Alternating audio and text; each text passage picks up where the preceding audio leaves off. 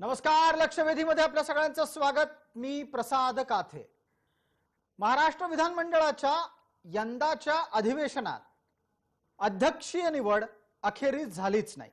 विधानसभेचं अध्यक्षपद गेली अनेक महिने रिक्त आहे आणि यंदा हे अध्यक्षीय पद आवाजी मतदानानं भरलं जाईल अशा प्रकारे राज्यात सत्तेत असलेल्या मवियानं आपली रणनीती आखली आणि तशा प्रकारच्या बातम्या माध्यमांपर्यंत पोहोचवल्या. मात्र प्रत्यक्षात जे माध्यमांमध्ये सांगितलं जात होतं त्यापेक्षा पडद्यामागे भलत्याच गोष्टी सुरू होत्या आणि त्यातूनच राज्यात विधानसभा अध्यक्षपदाची निवडणूक होणार की नाही होणार या संदर्भातला संभ्रम कायम राहिला. अखेरीस अधिवेशनाच्या शेवटच्या दिवशी अधिवेशनाच्या या संपूर्ण चर्चेत महत्त्वाची ठरलेली अध्यक्षीय निवडणूक झाली नाही. ही अध्यक्षीय निवडणूक न होण्याला राज्यपाल भगतसिंग कोश्यारी यांना जबाबदार ठरवण्यात आलाय. मवियानं त्यांना एक प्रस्ताव दिला होता. त्या प्रस्तावामध्ये गुप्त मतदानाच्या ऐवजी आवाजी मतदानानं महाराष्ट्र विधानसभेच्या अध्यक्षांची निवडणूक करण्याचा नियम बदल सांगितला गेला. मात्र तो नियम बदल नियमबाह्य असल्याचं राज्यपालांनी सांगितल्यानंतर मवियाच्या नेत्यांनी राज्यपालांवर शरसंधान केलं. हे अपेक्षित होतं, पण पडद्यामागची गोष्ट असं सांगतेय की राज्यपालांना पाठवला गेलेला प्रस्तावच मुळात बेकायदेशीर आणि नियमबाह्य होता. तो फेटाळला जाणार याची कल्पना मवियाच्या नेत्यांना होती आणि त्यांनाही तेच हवं होतं. कारण राष्ट्रवादीला आणि त्यात सुद्धा खास करून शरद पवारांना काहीही करून विधानसभेचं अध्यक्षपद काँग्रेसला द्यायचं नाहीये. काँग्रेसकडून संग्राम थोपटे, पृथ्वीराज चव्हाण यांची नावं पुढे करण्यात आली आहेत. हे दोघंही पवार विरोधक आहेत. पवारांना ही माणसं विधानसभा अध्यक्षपदावर नको आहेत. त्याऐवजी राष्ट्रवादीच्या ताब्यात हंगामी अध्यक्षपदाची तरतूद करून हे पद आणि पर्यायानं आलेले अधिकार काबूत ठेवायचे आहेत. हे सगळं घडत असताना महाराष्ट्र काँग्रेस गप्प का आहे? महाराष्ट्र काँग्रेस तोंड देखलं या सगळ्या प्रकारामध्ये मवियाच्या सोबत किंवा मवियाच्या विरोधात असल्याच्या वेळप्रसंगी भूमिका का बदलत आहे? या सगळ्या घटना राज्यपालांशी जोडायची गरज काय? आणि राज्यपालांनी न्याय आणि सत्सद विवेक बुद्धी जागृत ठेवून मवियाचा प्रस्ताव झुगारला असेल तर त्यात राज्यपालांचं काय चुकलं? आजच्या लक्षवेधीमध्ये या निमित्ताने चर्चा विधानसभा अध्यक्षपद निवडणूक आणि राज्यपालांनी झुगारलेल्या दबावाची.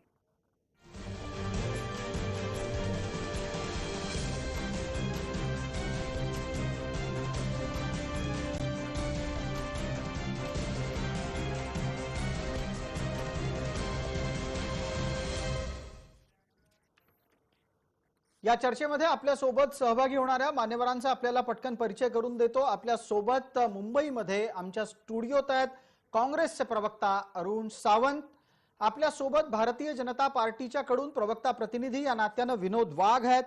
ज्येष्ठ पत्रकार या नात्यानं अश्विन अघोर आहेत आणि राजकीय विश्लेषक या नात्यानं आपल्या सोबत जयंतराव माइंडकर आहेत. सर्व मान्यवरांचं चर्चेमध्ये आपण पटकन स्वागत करणार आहोत. पहिला आणि थेट प्रश्न माझा अरुण सावंत यांना.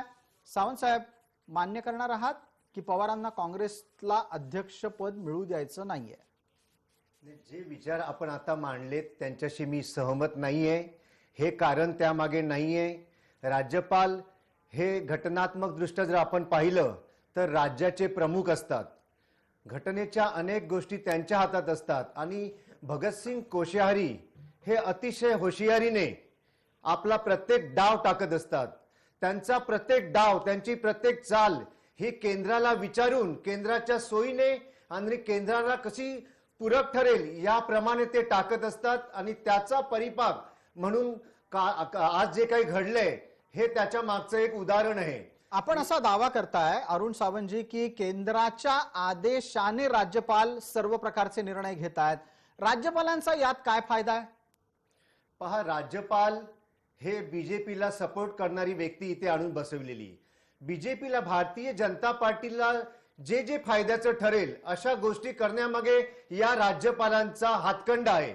याच्या मागे मला तरी असं वाटतंय की घटनात्मक पेच प्रसंग त्यांनी निर्माण करून कदाचित त्यांची अशी भावना होती असेल, जर का यांनी माझं ऐकलं नाही तर या राज्यामध्ये, महाराष्ट्र राज्यामध्ये जिथे आज महाविकास आघाडी अतिशय उत्तमरित्या काम करत आहे, ही महाविकास आघाडी अनेक प्रयत्न भारतीय जनता पार्टी करून सुद्धा आज टिकू नये, या भारतीय जनता पार्टीला जर मदत करायची असेल आणि महाविकास आघाडीला जर इथून खेचायचं असेल तर राष्ट्रपतींना रिक्वेस्ट करून, त्यांना विनवणी करून राष्ट्रपती राजवट या राज्यामध्ये पुन्हा एकदा प्रयत्न करून पाहूया जर लागत असेल तर. हा त्याचा मागचा कुटील डाव असणार असं मला वाटतंय. आपण फारच एखादी गोष्ट ताणताय असं आपल्याला नाही वाटत का? मुळीच वाटत नाही. राज्यपालांच्या अनुषंगानं आपण केलेले दावे फारच कपोलकल्पित आहेत असं नाही वाटत? मुळीच कपोलकल्पित नाही. ज्या घटना याच्या अगोदर घडलेल्या आहेत संपूर्ण महाराष्ट्र जाणतोय. पण महाराष्ट्राचा शपथविधी याचं अतिशय उत्तम उदाहरण आहे. अच्छा, जर समजा तुम्हाला वारंवार पहाटेचा शपथविधीच आठवायचा असेल तर आपल्याला हेही आठवायला लागेल की महाराष्ट्रामध्ये पोलीस महासंचालक नाही, महाराष्ट्रामध्ये विधानसभेचा अध्यक्ष नाही, महाराष्ट्रामध्ये या संपूर्ण परिस्थितीला आपण जर सामोरे गेलो तर बघायला गेलं तर इतरही महत्वाची पदं रिकामी आहेत. असं असताना राष्ट्रपती राजवटीची कुठलीच शिफारस झाली नाही, मग राज्यपालांवर दोषारोप का? पहा, या प्रत्येक गोष्टीच्या मागे जर आपण जाल आणि कारण शोधाल तर भारतीय जनता पार्टीचे अनेक नेते जाऊन राज्यपालांना भेटत असतात आणि त्यांना मागणी, त्यांच्यासाठी टिपण पुरवत असतात.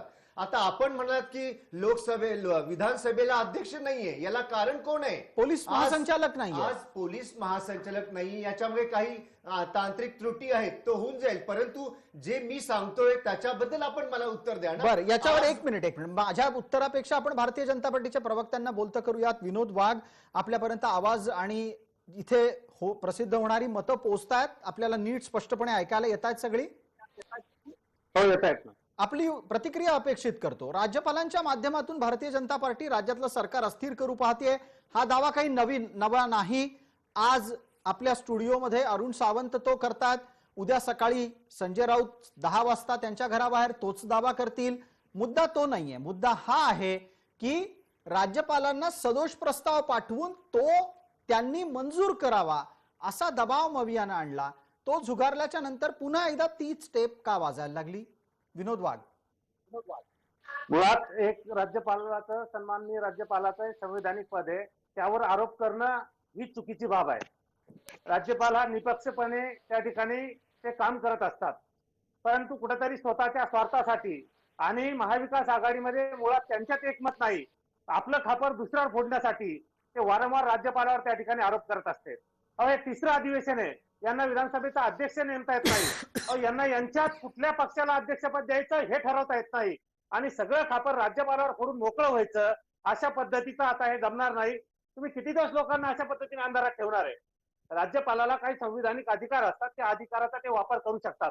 उलट महाविकास आघाडी या ठिकाणी संख्याबळाच्या जोरावर आपल्याला वाटेल तसा निर्णय घेता येतो अशा आविर्भावात सध्या वागते. परंतु हा देश लोकशाहीवर आधारित चालतो, लोकशाही पद्धतीने चालतो. त्यामुळे तुमच्या पद्धतीनं, तुमच्या मनमानीपणानं हा देश चालणार नाही. हा देश संविधानावर या ठिकाणी चालेल आणि लोकशाही पद्धतीनं हा देश चालेल. विनोद वाघ, आपल्या या एका उत्तरावर पटकन आपल्या सोबत सावंतसाहेब त्यांना बोलतं करूया. सावंतसाहेब, नियमांमधल्या अनेक तरतुदींचं उल्लंघन का झालं याचं उत्तर काय आहे? ज्या पद्धतीनं निवड समितीची कार्यपद्धती असायला हवी, विधिमंडळाच्या निवड समितीची कार्यपद्धती त्याप्रमाणे दिसली नाही. अध्यक्ष नसताना बैठका झाल्या, बैठकांमध्ये निलंबित आमदारांच्या मताधिकाराच्या संदर्भात कुठल्याही प्रकारे ठोस धोरण ठरलं नाही, तरी पण आपण आपल्या पद्धतीनं विषय रेटण्याचा प्रयत्न केला. गुप्त मतदान पद्धती बदलून आवाजी मतदान पद्धती स्वीकारायचं ठरवलं. हे सगळं नियमबाह्य आहे, हे मान्य करणार आहात अरुण सावंतजी? आपण ज्या ज्या गोष्टींचा इथे उल्लेख केलात त्या गोष्टींशी मी सहमत नाहीये. प्रत्येक राज्याच्या विधिमंडळाला काही विशेष अधिकार असतात आणि हा सर्वस्वी त्यांचा प्रश्न आहे की एखाद्या प्रसंगी, अधिवेशनाच्या प्रसंगी मतदान हे गुप्त पद्धतीने घ्यावं की उघड पद्धतीने घ्यावं, हा अधिकार विधिमंडळाला आहे. त्याच्यामध्ये राज्यपालांनी तीन अधिवेशनं जावीत, हा विधी संकेत आहे. सावंत साहेब, तीन अधिवेशनं जावीत याच्यामध्ये हे ठरवण्याच्यासाठी. हे आम्ही, आमचा अध्यक्ष कोण आणि कोणत्या पार्टीचा असणार ऑलरेडी ठरलेलं आहे. तसं नाही, काँग्रेस पक्षाचा असणार, कुठल्या पद्धतीनं असावा हे ठरवण्यासाठी 3 अधिवेशनं घालवली आपण. कुठल्या पद्धतीने असावा याच्याकरता मुळीच 3 अधिवेशनं गेलेली नाहीयेत. पहा, ज्या ज्या वेळेस आम्ही आमच्या अध्यक्ष नेमणुकी करण्याच्या जवळ पोहोचतो बर. त्यावेळेस भारतीय जनता पार्टी आणि त्यांचे राखीव खेळाडू राज्यपाल हे नेहमी याच्यामध्ये इंटरफिअर करतात आणि कसा त्रास देतील या सरकारला याचा पूर्णपणे प्रयत्न याच्यावर- करतात. त्यामुळे आज अध्यक्ष निवडीला उशीर होत आहे. याच्यावर एक पटकन जयंत माइंडकरांना बोलतं करणं गरजेचं आहे. जयंत माइंडकर, राजकीय भूमिका समोर आहेत. अरुण सावंतांच्याकडून प्रवक्ता या नात्यानं घेतली जाणारी भूमिका सरळ आहे. पडद्यामागचं राजकारण तुमच्याकडून ऐकायचं आहे. अरुण सावंतांना कदाचित ते पटेल न पटेल. माइंडकर, माईक ऑन करा. प्रत्येकासाठीच ही सूचना आहे. बोलण्यापूर्वी आपल्या प्रत्येकाला आपला माईक ऑन करायचा आहे. बोलून झाल्यावर बंद करायचा आहे. माइंडकर, आपला आवाज येतोय, बोलायला सुरुवात करा. पटेल न पटेल सगळेच आपले मित्र आहेत. माझा आवाज जरा इको होतोय, शक्य असेल तर ते थांबवता येईल तर बघा. जी, आपल्याकडचा स्पीकर बंद केला तर खूप बरं होईल. जी, हॅलो. तर आता एक रियालिटी आहे की 4 फेब्रुवारीला जो हा नाना पाटोळेंनी राजीनामा दिला, आज 4 फेब्रुवारी नंतर 28 डिसेंबर आलं. 28 डिसेंबरच्या काळात हे तिसरं अधिवेशन आहे. 3 अधिवेशन मिळून सुमारे 30 दिवस वर्किंग बिझनेस झाला असेल. 30 दिवसात 1 तास काढून त्याच्या आधी मंत्रिमंडळात एक साधा निर्णय घेऊन अध्यक्षपदाचा कार्यक्रम हा आपल्याला पाठवता येत नाही आपल्या राज्यपालांच्याकडे. हा मला न समजणारा प्रश्न आहे. हा एवढा वेळ लागू शकतो कधीतरी या कामाला? माझा आवाज येतो आहे? बिलकुल येतोय जयंतराव, सलग बोलत राहा.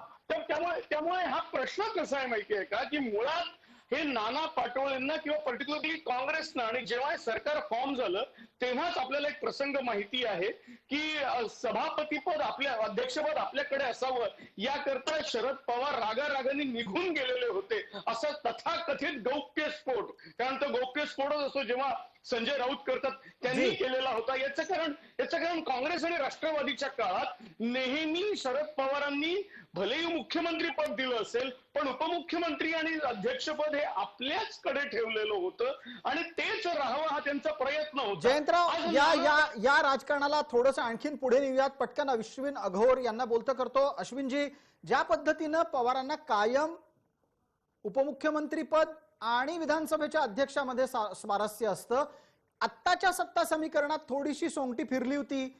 ती सोंगटी परत आपल्या मनासारखी फिरवण्याच्यासाठीचे प्रयत्न सुरू आहेत का महाराष्ट्रात? आणि राज्यपालांच्या खांद्यावर बंदूक का आहे? मुळात आपण ह्या गोष्टीचा विचार आता करायला पाहिजे की नाना पटोलेंना सभापती पदाची किंवा अध्यक्ष पदाचा राजीनामा देण्याची गरजच काय होती? त्यांनी हा राजीनामा दिलाच कशाला? कारण विधानसभा अध्यक्षाची निवड ही काही एक मंत्री काढला मंत्रिमंडळातनं, त्याच्या जागी दुसरा मंत्री नेमला, त्याचं नाव राज्यपालांना कळवलं आणि राज्यपालांनी त्याला होकार दिला, इतकं सोपं नाही आहे. यासाठी निवडणूक घ्यावी लागते, त्यासाठी गुप्त मतदान करावं लागतं. आणि जर तुम्हाला काही प्रॉब्लेम नव्हता, 5 वर्षासाठी तुम्हाला विधानसभा अध्यक्षाचं पद दिलं होतं, तर तुम्ही मुळात राजीनामाच का दिला? ही सगळी प्रक्रिया पुढे करावी लागणार आहे हे कळायला पाहिजे होतं तुम्हाला. आणि आता पहिल्या त्या सेटिंग अरेंजमेंट मध्ये काँग्रेसला विधानसभा अध्यक्षपद दिल्याच्या नंतर जी काही अरेंजमेंट झाली त्याच्यात पवारांना आपला अध्यक्ष बसवता आला नाही ही तर गोष्ट खरी आहे. आणि आता नाना पटोलेंनी राजीनामा देऊन त्यांच्या हातात बॉल पवारांच्या पोटात टाकलेला आहे आणि आता पवार ते पाहिजे तेव्हा टोलवण्याच्या प्रयत्नात आहेत. या सगळ्यामध्ये जयंत माइंडकर, शिवसेनेची भूमिका सुद्धा लक्षात घेण्यासारखी आहे. काँग्रेसला रोखण्यासाठी किंवा पवार पूरक राहण्याच्यासाठी शिवसेना सुद्धा त्याच चालीरीतींना होकार देताना दिसतेय ज्या विधानसभा अध्यक्षपदासाठी पवार खेळतात. जयंत माइंडकर, एक विचित्र गोष्ट आपल्याला महाराष्ट्र विधानसभेत दिसत आहे. काँग्रेसला या पदापासून रोखण्यासाठी एक विचित्र युती दिसते. पवार आणि ठाकरे, राष्ट्रवादी आणि काँग्रेस एकत्र, भारतीय जनता पार्टीला तर कसंही करून या सरकारला त्रासच द्यायचा असतो, कारण तो विरोधी पक्षात आहे, त्यांनी त्यांचं काम करावं, त्यात काही चूक नाही. हे 3 पक्ष एकत्र आणि 3ही पक्षांचा उद्देश एकच की अध्यक्षपदी, विधानसभा अध्यक्षपदी काँग्रेसची व्यक्ती असू नये आणि राज्यपाल हे कोणी कितीही म्हणू दे घटनात्मक पद आहे वगैरे, त्या डायलॉग बाजीला अर्थ नाही. नरेंद्र मोदींच्या डोक्यावर जेव्हा काँग्रेस एखादा राज्यपाल आणून बसवायचं तेव्हा ते सुद्धा घटनात्मक पद असायचं. आताही ते घटनात्मक पद आहे, परंतु तेव्हाही आरोप हे झाले. पण या सगळ्या राजकारणात काँग्रेसचे स्थानिक नेते कसे काय बळी पडतायत? त्यांच्या हक्काचं विधानसभेचं अध्यक्षपद त्यांना दिलं जात नाहीये हे समोर दिसतंय, तरी पण बाळासाहेब थोरात गप्प आहेत, अशोक चव्हाण गप्प आहेत, असं का व्हावं? ते दुर्दैव आहे. आणि मी एवढंच सांगू शकतो की त्यांनी कोणी एक प्रकारे अशी विचित्र अवस्था झालेली आहे काँग्रेसची की ना त्यांच्याकडे मुख्यमंत्रीपद जे त्यांच्याकडे 15 वर्ष होतं, ना त्यांच्याकडे उपमुख्यमंत्री पद, आणि डील मध्ये आलेलं अध्यक्षपद आपल्या हातून गमावल्यानंतर अरे माझ्या तोंडचा घास मला द्या हे 10 महिने ते सांगू शकत नाही. हे दुर्दैवाची गोष्ट आहे आणि काँग्रेसच्या नेत्यांनीच या दुर्दैवाचं उत्तर द्यावं. अगदी अरुण सावंतांकडे त्याचं उत्तर मागावं लागेल. तसं पाहायला गेलं तर प्राप्त स्थितीमध्ये सर्वसामान्यांच्या रोजच्या आयुष्याशी थेट विधानसभा अध्यक्षांचा संबंध नसतो, पण राज्यातलं एक महत्वाचं घटनात्मक पद रिक्त आहे. राज्याचा मुख्य सचिव नाहीये, राज्याचा पोलीस महासंचालक नाहीये. अशा प्रकारे घटनात्मक 3 महत्वाची पदं महाराष्ट्रात रिक्त असणं हे चिंताजनक आहे. आत्ता जो विषय आहे तो विधानसभा अध्यक्षपदाचा. अरुण सावंत, आपण उत्तर द्या. महाराष्ट्र काँग्रेस या सगळ्या चालीरीतींमध्ये शरण जाताना दिसतीये राष्ट्रवादीला. पहा, कोणत्याही प्रकारची शरणागती काँग्रेस पक्षाने कोणाही समोर स्वीकारलेली नाहीये. काँग्रेस हा या महाविकास आघाडीमधला एक मुख्य घटक आहे. काँग्रेस आहे म्हणूनच आज राज्यामध्ये सरकार टिकू नये. आपण सर्वांनी किती आरोप करा, किती काही म्हणा की शरद पवार साहेब यांना अध्यक्षपद हवंय, तिथे शिवसेना आणखीन राष्ट्रवादी काँग्रेस यांची युती होते जेणेकरून काँग्रेसला अध्यक्षपद मिळालं नाही पाहिजे. आपण किती म्हणा तरी हे अध्यक्षपद काँग्रेसलाच मिळणार आणि काँग्रेस मिळवून दाखवणारच. ज्याप्रमाणे माईनकर आपण म्हणालात की कोणत्याही प्रकारची मागणी राज्यपालांकडे काँग्रेसने केली नाही, तर मी आपल्याला सांगू इच्छितो की महाराष्ट्र प्रदेशचे अध्यक्ष नानाभाऊ पटोले तसेच बाळासाहेब थोरात यांनी मुख्यमंत्र्यांकडे सततचा घोषा लावला होता आणि 4 वेळा मुख्यमंत्र्यांकडून कोश्यारी साहेबांना पत्र गेली होती, तरी सुद्धा जाणून बुजून या राज्याच्या राज्यपालांनी त्याच्यावरती कानाडोळा केला, उत्तर वेळेवर दिलं नाही. या विधानसभेच्या काळातली गोष्ट मी आपणास सांगतोय. कुठली 4 पदं? कोणत्या 4 पत्रांच्या बाबत आपण बोलता आहात? विधानसभा अध्यक्ष नेमणुकीच्या बाबत 4 वेळा पत्र लिहिली गेली आहेत. आत्ताच्या घडीला एक सावंत साहेब एकच मिनिट थांबू. आपण आता बोलत असताना जी दृश्य टीव्हीवर होती ती दृश्य ही पहिली आणि अधिकृत आहेत असं सांगितलं जातं. 4 पत्र जर गेली होती तर 4 पत्रांच्या तारखा सांगू शकता? तारखा माझ्याकडे यावेळेस नाहीत, परंतु मी आपणास सत्य सांगतो की राज्यपालांना 4 पत्र अध्यक्षांच्या नेमणुकीबाबत दिली गेली होती. ठीक आहे, शेवटचं पत्र काल दिलं गेलं होतं. एकदा आपण विचारू, शेवटचं पत्र द्यायला 3 मंत्री जातात, पहिली 3 पत्र द्यायला कोण गेलं होतं? कोणी जायची गरज नाही. प्रत्येक वेळेस काय आम्ही राज्यपालांकडे काय लवाजमा घेऊन गेलं पाहिजे का? नाही, मग 4थ्या पत्राच्या वेळेला 3 जण का गेले? पत्र फायनल पत्र होतं, त्यांना जाऊन सांगायचं होतं की यावेळेसचं अधिवेशन हे कमी कालावधीचे, आपण कृपया याच्यावरती निर्णय घ्यावा, कारण त्याच्यामुळे पेच प्रसंग निर्माण होण्याची आज पाळी या महाराष्ट्रावरती आलेली आहे. एकदा पत्रकार या नात्यानं अश्विन अघोर, मला आपल्याला विचारायचं आहे की 4 पत्र दिली गेली, शेवटचं पत्र द्यायला 3 मंत्री पोहोचले, हे सगळे दावे कितपत खरे आहेत? नाही, याच्यामध्ये काही तथ्य वाटत नाही. कारण ह्या सरकारचं जर आपण बघितलं तर प्रत्येक गोष्ट केल्याच्या नंतर यांना ती प्रसिद्धी करण्याची खूप हौस आहे. जर 4 पत्र दिली आहेत तर फोटो एकाच वेळेस ते का बरं आहेत? तर आधीच्या 3 वेळेसचे फोटो यांनी माध्यमांना का दिले नाही, किंवा यांचे जे माध्यम आहेत यांच्यासाठी काम करणारे किंवा यांच्या बातम्या देणारे त्या एकाही माध्यमाला यांनी दिलं नाही पत्र. हो, म्हणजे हा तर आजच्या घडीचा या लक्षवेधी चर्चेतला सगळ्यात मोठा गौप्यस्फोट आहे. जयंतराव माईनकर यांना काँग्रेस पक्षाच्या सर्व हालचाली ठाऊक असतात, त्यांचं काँग्रेस पक्षावर फार बारीक लक्ष असतं. जयंतराव, तुम्ही पण कधी आम्हाला सांगितलं नाहीत की 4 वेळा राज्यपालांना पत्र दिली गेली म्हणून? ही बातमी पहिल्यांदा लागली. पण मी तुम्हाला एक साधा, म्हणजे सावंत, तुम्ही आमचे मित्र आहात, आपले सगळेच मित्र असतात, मला सावंतांना एक साधा प्रश्न विचारायचा आहे.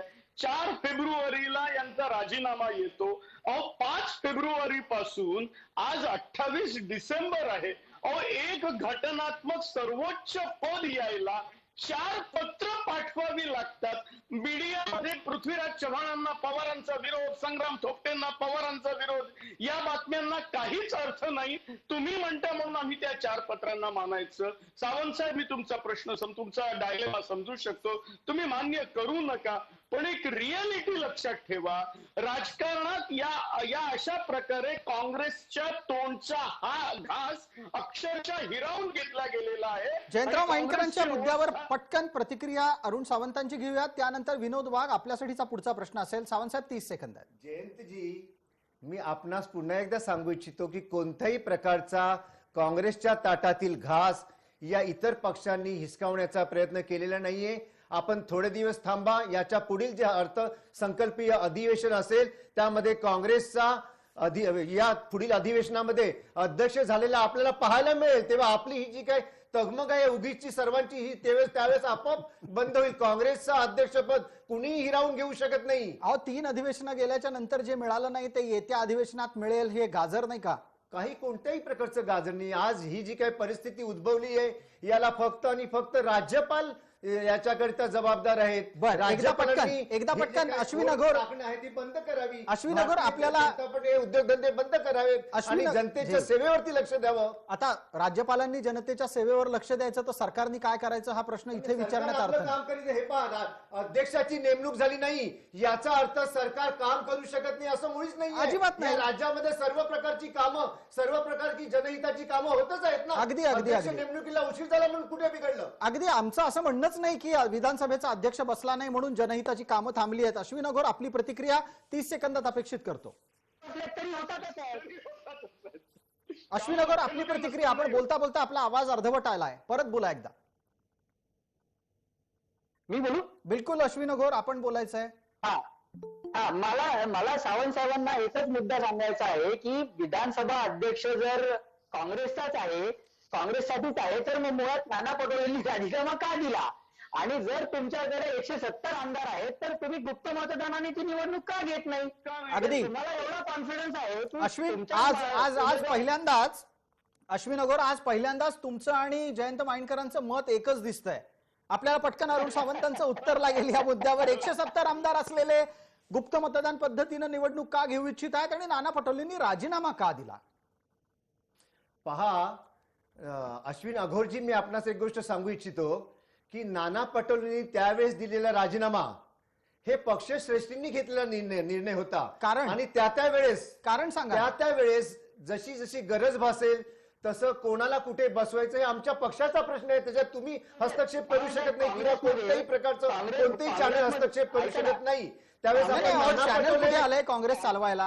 काँग्रेसमध्ये आम्ही काही हस्तक्षेप नाही करत आहोत. प्रश्न अध्यक्ष निवडणं आमचा प्रश्न आहे. इतर पक्षांनी पण लक्ष देऊ नये. आणखीन तुम्ही इतरांनी सुद्धा त्याबद्दल आम्हाला मार्गदर्शन करण्याची मला गरज वाटत नाही. अगदी ठीक आहे. आम्ही अजिबात तुम्हाला कुठलंही मार्गदर्शन करणार नाही की अमक्याला बसवा, अमक्याला बसवू नका. विनोद वाघ यांना बोलायचं. अश्विन एकच मिनिट. अश्विन अघोरजी एकच मिनिट थांबा. पटकन विनोद वाघ, बराच वेळ झाला चर्चेत सहभागी नव्हते झाले. विनोद वाघ, हे सगळं पाहताना तुम्हाला काय लक्षात येत आहे? काँग्रेस ताठकण्याची आहे का महाराष्ट्रातली? आणि ती ताठकण्यानं राजकारण करतीये का मवियास मधलं? विनोद वाघ, आपला माईक सुरू करायचा आहे. आपल्याला आपलं म्हणणं मांडण्यापूर्वी एकदा माईक सुरू करावा लागेल. आपला माईक सुरू करून आपलं बोलणं म्हणा. नाही विनोदजी आत्ताही आपला आवाज अजिबात येत नाहीये. मुळात आता काँग्रेस येतोय. ही राष्ट्रवादी आणि शिवसेनेसोबत फरफटत चालली आहे. हे चित्र आपण सगळेजण या ठिकाणी बघतोय. वारंवार त्यांना प्रत्येक गोष्टी डावलल्या जात आहे. आता ते सावंत या ठिकाणी मान्य करत नाही, ती गोष्ट वेगळी. परंतु प्रत्येक बाबतीत आपण बघतो की काँग्रेस त्यांच्यासोबत फरफटत चालली आहे आणि तुम्ही राज्यपालांवर आरोप करताय. पण मुळात राष्ट्रवादीचे सर्वात सन्माननीय पवार साहेब असतील, शिवसेनेचे नेते असतील, यांच्याच मनात नाही की काँग्रेसचा अध्यक्ष या ठिकाणी व्हावं. म्हणून जाणून बुजून त्यांना माहित आहे की घटनेत कशा पद्धतीने तरतूद आहे. त्यांना काही घटना माहित नाही, त्यांना काही संविधानिक पद्धत माहित नाही, सगळ्या गोष्टी त्यांना माहित आहे. पण मुद्दाम अडचणी कशा आणल्या जातील आणि हे अध्यक्षपद कसं थांबवलं जाईल यासाठी ते राजकीय खेळी या ठिकाणी खेळतात.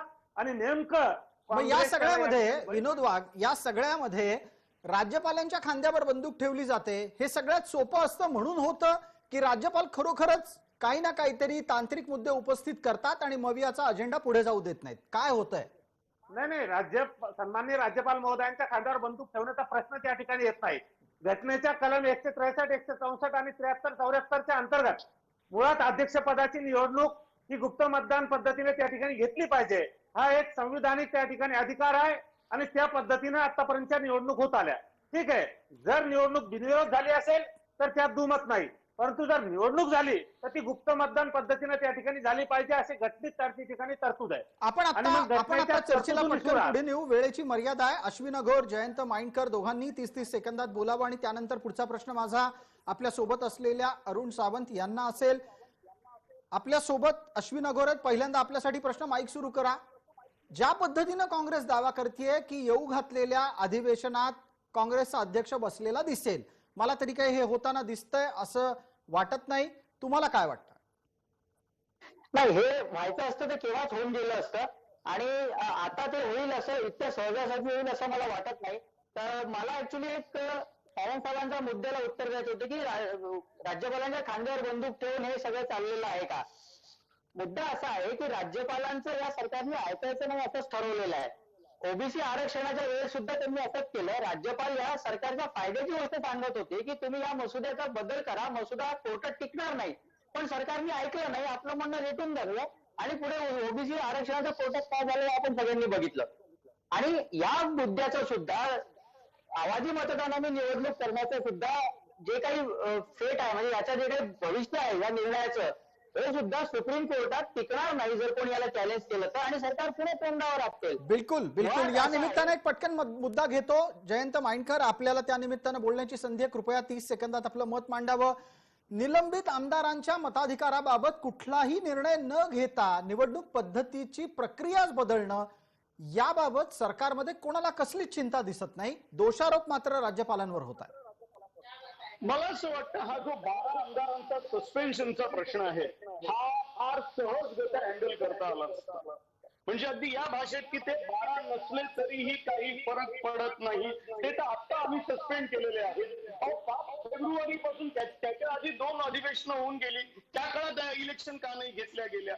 मुळात ही छोटी छोटी थातूर मातूर अगदी फालतू कारणं देऊन आज जवळपास मी 1 वर्ष म्हणत आहे, कारण अर्थसंकल्पीय अधिवेशन फेब्रुवारी महिन्यात होणार आहे, म्हणजे 1 वर्ष बाय प्रॉक्सी राष्ट्रवादी आपल्याकडे विधानसभेचं अध्यक्षपद अक्षरशः खेचून घेण्यात यशस्वी ठरलेली आहे. ठीक आहे, यावर प्रतिक्रिया लागेल, याच्यावर एक प्रतिक्रिया लागेल काँग्रेसची. काँग्रेसला हे स्वीकारता तरी आता येईल असं दिसत नाहीये. अरुण सावंत, वेगळा प्रश्न विचारतो. तुम्ही असा दावा करता आहात की येत्या अधिवेशनात जे अर्थसंकल्पीय अधिवेशन आहे त्यात विधानसभेचा अध्यक्ष काँग्रेसचा असेल. हे नाही झालं तर आपण एकदा परत आमच्या स्टुडिओत याल आणि खुलासा कराल? पहा, काँग्रेसचा प्रवक्ता कधीही कोणत्याही चॅनेलवरती जाऊन बोलायला घाबरत नाही, तसा मी सुद्धा घाबरणार नाही. मी आपणास एवढंच सांगेल की ज्या प्रकारे आपण भारतीय जनता पार्टीची तसेच राज्याचे राज्यपाल कोश्यारी यांची बाजू घेऊन सर्वजण इथे लढत आहात, तुम्ही एक मुद्दा मात्र वारंवार सांगता की 12 सदस्यांची हे केलेलं आहे, निलंबन केलंय, त्याच्याबद्दल काही बोलले नाही. तसंच माझा तुम्हाला प्रश्न आहे या चॅनेलला की ज्याप्रमाणे विधान परिषदेच्या 12 सदस्यांची नेमणूक राज्यपालांनी अडून ठेवलेली, त्याबद्दल तुम्ही का बोलत नाही? त्याच्यावर आम्ही केली आहे चर्चा आणि तुम्हाला आठवण म्हणून सांगतो अरुण सावंत, राज्यपालांची बाजू आपण इथे धरून पाहतात. काँग्रेस ही या देशाची एक जुना काँग्रेस हा पक्ष आहे आणि या काँग्रेस पक्षाला कुणी विकत घेऊ शकत नाही किंवा कुणी याच्यात एक छोटीशी आठवण, हे आम्हाला ज्येष्ठ आहेत, परंतु याचा अर्थ असा नाही की याच्यात एक छोटीशी आठवण मात्र करून देतो. चर्चेला वेळेची मर्यादा आहे, आपल्याला शेवटच्या टप्प्यात पोहोचून निरोप घ्यायचा आहे. अरुण सावंतजी, ज्या 12 लोकांची नावं आपण राज्यपालांकडे पाठवली होती त्या यादीला स्वतः काँग्रेसनीच टाचणी लावली आणि रजनी पाटलांना त्या यादीतून काढून राज्यसभेवर पाठवलं. आता प्रस्ताव नव्यानं द्यावा लागणार आहे. वगैरे काँग्रेसने लावलेलं नाही. या यादीला जी मध्ये जो अडथळा आणलाय तो राज्यपालांनी आणलेला आहे. ठीक आहे, उगीच आपण चुकीच्या बातम्या कृपया जनतेसमोर देऊ नका. आता तो विषय नाही, आता विषय विधानसभा अध्यक्षपदाचा आहे. आपण परत कधी ना कधीतरी 12 आमदारांचं काय झालं यावर चर्चा करू, तेव्हा नक्की आपल्याला पुन्हा निमंत्रित करेन. तुर्तास आपण सर्व मान्यवर या चर्चेत सहभागी झालात त्याबद्दल आपले मनपूर्वक आभार. लक्षवेधीमध्ये तुर्तास इतकंच. सर्व प्रेक्षकांना जय महाराष्ट्र.